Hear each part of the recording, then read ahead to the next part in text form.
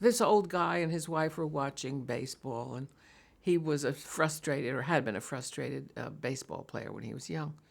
And he said, I'd give my soul, to be able to play this game. And the devil appears and says, well, if you want to do that, we can do that for you. Transforms him into a young person, which again turned out to be Tab in the movie.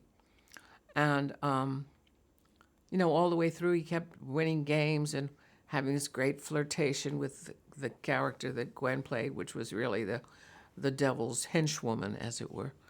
And until we all found out what was going on. I remember that you always do a gypsy run-through the day before you go out of town, at least you did in those days. And you would say, call your friends and tell them how the gypsy run-through went. And I called my friends and said, remember how bad I told you Pajama Game was? This is even worse. Nobody laughed, nobody applauded. I'll be back in 2 days. Well, of course, not true. Wow. It ran like, I don't know how many years. I stayed in it for 2 years and then did the movie.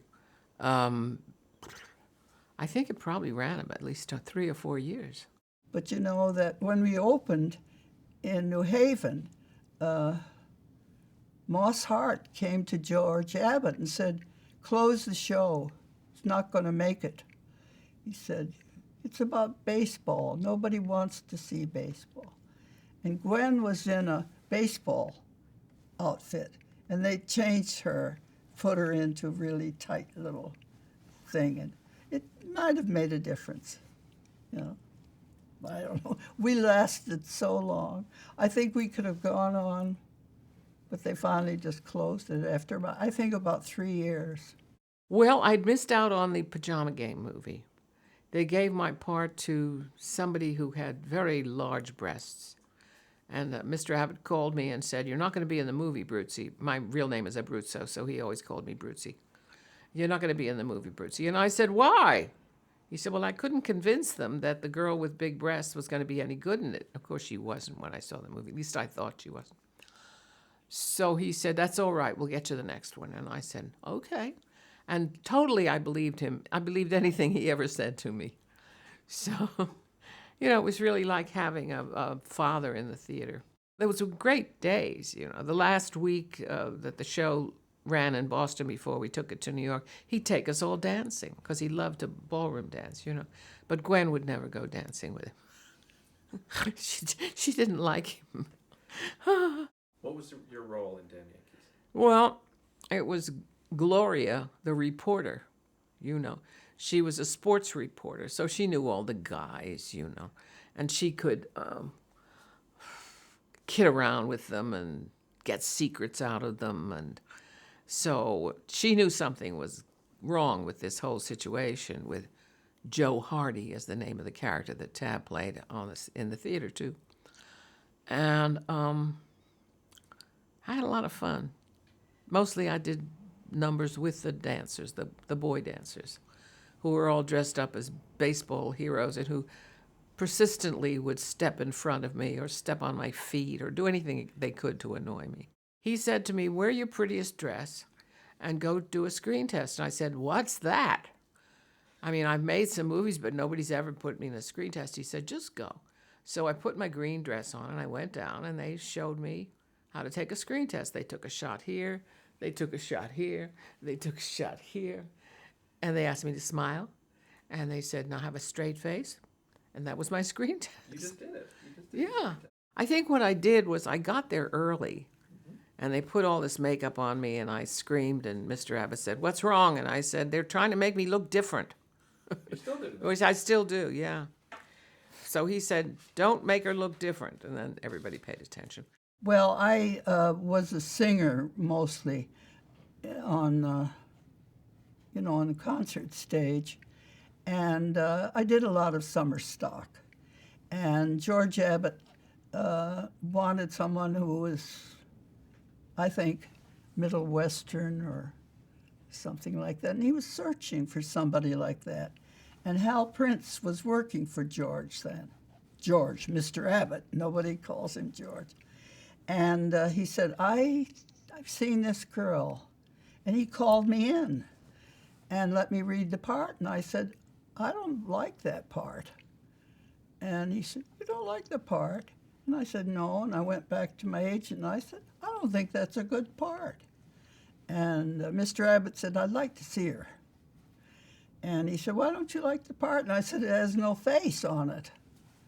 He said, "You give it a face." The whole Broadway cast almost was in the movie, and so we looked forward to it, you know. I was dying to get out of the theater then and into the movies, so that was my emergence. The young version of Joe Hardy in the Damn Yankees on the stage was Stephen Douglas, who was a very nice kind of straight baritone. They had to have a star. They had to have a movie star. So they got Tab Hunter instead of the boy we had. And that was okay, actually. It was a step up as far as I was concerned. When they did Damn Yankees, the producer-director George Abbott, who was one of the great stage directors, considered probably the greatest comedy director that ever existed on the Broadway stage, and one of the great musical comedy directors. Well, George Abbott, my dad was a stage manager, and he worked with George Abbott. So I met George Abbott as a youngster, as the son of his stage manager. And then George Abbott did an acting role, his first acting role in like 40 years, in Skin of Our Teeth, the show that I was in that played over in Paris and then opened on Broadway. And from working with me, knowing my dad, the musical background and everything, George Abbott was very anxious for me to star in Damn Yankees. And he let me know he wanted me to do it. Well, I had never seen it on Broadway, and I was very busy doing other things, so it didn't strike as something important to me at all. But just talking to Tab in recent years, he told me what he went through, that George Abbott made it very plain that he wasn't his choice, that he wanted Don Murray to play the part. And I said, I can't imagine having to face that. I've had trouble with studios when I first got into movies. So when I did Bus Stop on Maryland Road, the studios people, they resented me because I was from Broadway and not a movie actor, and they wanted a movie star in the role. So I felt that kind of a resentment, but I never had to struggle with it with a director. And for him to be able to overcome that and work with Abbott and do it, I unfortunately didn't see the picture, but I just heard that he did a fabulous job in it. And he had to really overcome to do that a lot. You have to be strong, not only as a performer, but you have to be strong as a person to be able to overcome that, because the director's working with you every day. You can't go and forget it. You know, I forgot the studio people because they weren't around when we're creating something. But he couldn't forget the director. He was confronted with him every day. So he had to win him over, constantly win him over, and he obviously did that. And I think that's a strong guy. The cast, the Broadway cast, was nervous about being in a movie, though some of them had already been in movies. Ray Walston, Nat Fry, and a couple of other guys had been in a movie just before that with Cary Grant, which is what I assumed he was on the set because of that. I had no idea that Mr. Abbott had nixed the idea of his being the devil. He would have been a good devil, but it wouldn't have been the same as Ray Walston, who was born to play the devil. Well, you know, there was a great deal of kind of bickering about whether they should take the whole cast to Hollywood from Broadway. And I think Stanley Donan really didn't want the cast. He didn't even want Gwen, I don't think. He didn't want the devil, you know. He wanted Cary Grant, which would have been wonderful, but you would still see Cary Grant as the devil. As you saw it with Ray, he was the devil, a little kind of hissing man, you know. And but George didn't want Tab, and they said in so many words, without Tab, there's no deal. Tab is the only one that's known. Nobody knows those people on Broadway. Why wouldn't they have used Gwen? I mean, she'd been in 1,000 movies from the time she was about 8 years old. She danced with Jack Cole all over the lot, who hated us all. Jack Cole. Yeah, he was a great choreographer. I'd done, with Jack Cassidy, I'd done a review just before this.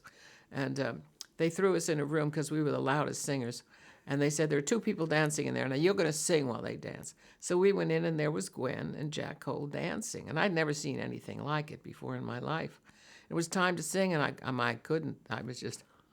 And Jack gave me a smack and said, sing! So I did. The directors were George Abbott, who directed the Broadway show, and Stanley Donan, who was by that time a very well-known, extremely successful director. And I thought it was humble of both of them to give up half of the movie to the other director. Mr. Abbott didn't like Actor Studio because they all, why am I doing this? And what do I cross over for, And Abbott was like saying, you cross over here to get to the other side. And, that's not the Actor Studio. So he had his own mind, a marvelous, fast stage man. The choreographer was Bob Fosse. Now, he and Stanley didn't get along very well. So they did a lot of fighting during the rushes. And it was very interesting to listen to their fights because they'd been on Broadway together with Mary Martin when they were kids. They were both dancers. Stanley Donan had been a dancer, which always knocked me out because he always looked so kind of businesslike and put together. And, in those days, directors wore suits and ties and things like that. Fosse, who was very, very much a guy, was very often rumored to be gay because he was light and funny and, he was also impossible. But aside from that, he was terribly impossible. And competitive and became a director as soon as he could, all of those things. I don't think it ever occurred to him to deny or confirm or, what he did mostly was laugh. As a matter of fact, Stanley Donan didn't like Gwen. When Bobby said, when she comes down the stairs now, let's get a shot of her. And he said, I don't want a shot of her. She's ugly. And Gwen came and told me that. I said, look, you're a star. You're a big star. You're going to be a bigger star. Forget it. Well, Gwen, she wanted to dance. Now, Bobby was the choreographer and a choreographer in the show, but there was a wonderful boy dancing with Gwen called Eddie Phillips. He had a body like a cheese. You could just mold it. And when he danced for her, he was wonderful. But Bobby really went out there because he knew he had to be in charge of the dancing. And so he danced with Gwen, and he's fantastic. And I liked my husband, Bob Schaefer, who did a remarkable job in the film. When he turns from the young boy into the older man, that was a beautiful scene. Difficult you couldn't do it on stage, but in the movies you could just see him turn from that old man, from the young man into the old man. Brilliant. I was doing summer stock someplace. North Tonawanda, New York. What were we doing? I don't even remember. We were doing the Judy Holliday musical. Bells are ringing. Bells Are Ringing. I was playing Judy Holliday. They thought I was playing the part, but I wasn't. I was playing Judy Holliday. Anyway, and it was opening there. It had opened out of town in New York, but I couldn't be there, which was terrible. I wanted to go to the opening, big fancy stuff, but couldn't go. So what I did do was sneak into the local movie with a big coat on so I could cover my face and my head, and I sat on the balcony and I watched it. Well, it was astounding that I could only watch myself. The first time through, I could not watch anything but myself. And I was entranced by myself. So I went again. This time I tried to watch the whole movie. I thought it was pretty good. I was prejudiced, very prejudiced in those days, so I wasn't sure that it was as good as the theater production. It took me, we did what was it, 10 years ago, 15 years ago, they did at SAG, they did a showing. They'd taken the movie and cleaned it up and done a whole bunch of technical things to it, and they invited those of us who were still alive to come and watch it, and then we did a Q&A on the stage. And that's when I really saw it. I mean, it took all that time for me to really finally see the movie.